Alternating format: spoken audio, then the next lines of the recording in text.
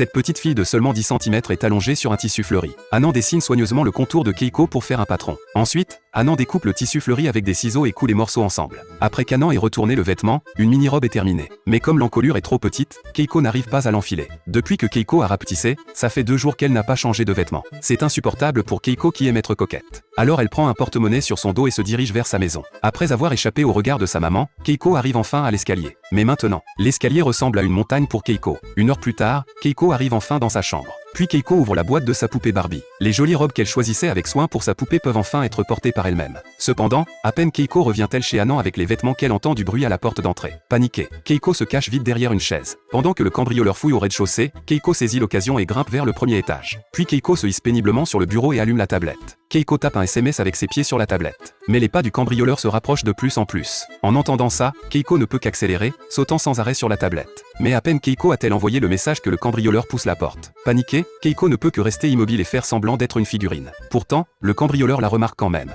Juste au moment où le cambrioleur veut s'approcher pour mieux voir, son téléphone se met soudain à sonner. Alors le cambrioleur descend rejoindre son complice. En entendant les cambrioleurs parler en bas, Keiko cherche frénétiquement quelque chose d'utile dans la pièce. Tout à coup, elle aperçoit une enceinte à côté. Alors Keiko grimpe prudemment vers l'enceinte. À ce moment-là, le cambrioleur se rapproche déjà du premier étage. Juste au moment où le cambrioleur va arriver à la porte, Keiko appuie sur le bouton de l'enceinte. Le bruit énorme réussit à faire fuir le cambrioleur. En voyant le cambrioleur s'enfuir paniqué, Keiko se sent très excitée.